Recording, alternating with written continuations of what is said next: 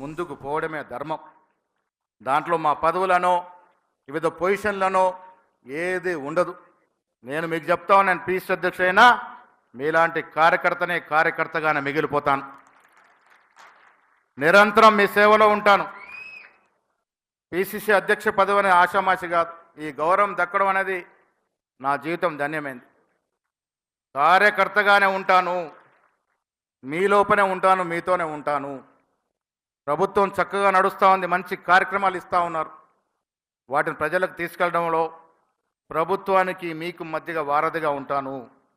మీరు ఇచ్చే సలహాలు, సూచనలు, మీ సమాలోచనలు, మీ మదిలో ఉన్న ప్రతి విషయం నాకు వచ్చి చెప్పొచ్చు. గాంధీ భవన్లో హైదరాబాద్లో ఉంటే డెఫినెట్గా 6-7 గంటలు ఉంటాను. నాకు 20 ఏళ్ళుగా అలవాటు. ప్రధాన కార్యదర్శిగా నేను పొన్నాల లక్ష్మి గారి టైంలో ఉన్నప్పుడు కూడా నాకు అంత పెద్ద బాధ్యత లేకున్నా రోజు పొద్దున 11 o'clock గాంధీ భవన్ వచ్చి 2 ఇరానీ ఛాయలు తాగితేనే గాంధీ భవన్ తృప్తి. అలాంటి అలవాటు నాకుంది. సో అందుకే చెప్తా ఉన్నాను, గాంధీ భవన్ మన దేవాలయం, మీరందరూ కూడా దాంట్లో దేవులతో సమానం. మనమందరం కూడా కలిసికట్టుగా ముందుకు పోవాలి. ముఖ్యమంత్రి గారు ప్రభుత్వం నడపాలి. వారికి ఉండే సమయం ప్రభుత్వం నడపడానికి సరిపోదు. మనం వారిచ్చే కార్యక్రమాలు కానీ, ప్రభుత్వ పరంగా తీసుకునే కార్యక్రమాలు కానీ ప్రజల వద్దకు తీసుకెళ్ళడం మన వంతు కర్తవ్యం. ముందుకు తీసుకెళ్లాల్సిన అవసరం ఉన్నదనే మాట కూడా ఈ సందర్భంగా నేను మనవి చేస్తా ఉన్నాను. 2-3 విషయాలు ముఖ్యమంత్రి గారి నోటీస్ తీసుకురావాలి. తెలంగాణ అనేది state of rocks and lakes.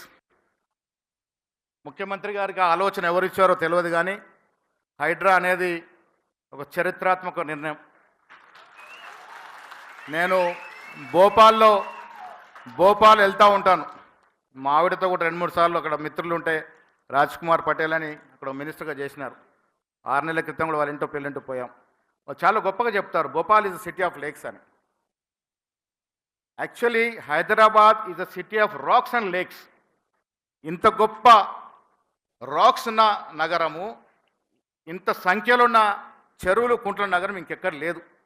దురదృష్టవశాత్తు కూర్చుకుంటూ పోయినాయి, అవి అంతరించుకుంటూ పోయినాయి.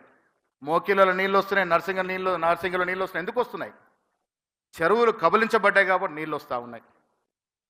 నేను మళ్ళీ చెప్తున్నా, ఏ మతం మీకు ఆలోచన ఇచ్చాడో కానీ అది మీ ఆలోచన కానీ, ఇది మన కోసం కాదు, నిజంగా కూడా వచ్చే తరాలకి, మన పిల్లలకి ఉపయోగపడే కార్యక్రమం.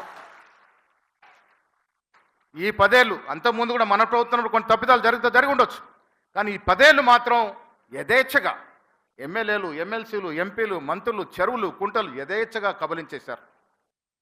ఇలా బాధేస్తుంది, వాళ్ళకి అందరికన్నా ఎక్కువ బాధేస్తూ ఉంది.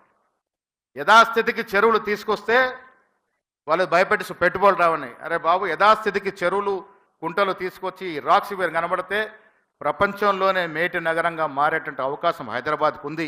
ఆ దశగా మీరు ప్రయత్నం చేస్తూ ఉన్నారు. ముందుకు పోవాల్సిందిగా నేను విజ్ఞప్తి చేస్తూ ఉన్నాను. ఏ ఆటంకాలు వచ్చినా హైడ్రాని ఆపకూడదు. మీరు హైడ్రా హైదరాబాద్కే పరిమితం కాకూడదు. మిమ్మల్ని మార్గదర్శకంగా చూసుకొని సుదర్శన్ రెడ్డి గారు, మేము నిజామాబాద్లో ఒక 8-9 చోట్ల ప్రాపర్టీలు గవర్నమెంట్ పరం చేశాం. కొన్ని చోట్ల బాధ ఏంటంటే బీదవాళ్ళు తెలియక కొన్న వాళ్ళు ఉన్నారు. వారిని రిహాబిలిట్ చేయాల్సిన అవసరం కూడా, బాధ్యత కూడా మన మీద ఉందనే మాట ముఖ్యమంత్రి గారు చెప్తా ఉన్నాను. దళారులు, బడా వ్యాపారస్తులు యథేచ్ఛగా అమ్ముకున్నారు. కానీ కొన్ని తెలియక కొన్న బీదస్తులకు ఇలా నష్టం జరుగుతూ ఉంది. బీదల ప్రభుత్వం అంది కాబట్టి వారిని రిహాబిలిట్ చేస్తే హైడ్రా 100% సక్సెస్ఫుల్ ప్రాజెక్ట్ అనే మాట కూడా మీ దృష్టికి తెస్తూ ఉన్నాను. అదేవిధంగా మీరు పీసీ అధ్యక్షుడు ఉన్నప్పుడు, అంతకుముందు ఉత్తమ్ కుమార్ రెడ్డి ఉన్నప్పుడు బోయినపల్లిలో ఉన్నటువంటి మనకి 10 ఎకరాల స్థలం ఇలా మనకు రావడంలో ముఖ్యమంత్రి గారి కృషి ఎంతో ఉంది. మన శామ్ పెట్రోడా గారు కూడా అదే మాట మాట్లాడినారు, రాహుల్ గాంధీ గారు అదే మాట్లాడినారట. దాన్ని రాజీవ్ గాంధీ ఐడియాలజీ సెంటర్ చేయడానికి మీరు ముఖ్యమంత్రిగా, నేను పీసీ అధ్యక్షుడిగా మన హయాంలో అది గొప్ప స్ట్రక్చర్గా నిలబడాలని నా కోరిక అనే మాట కూడా నేను సొంతంగా మనవి చేస్తూ ఉన్నాను.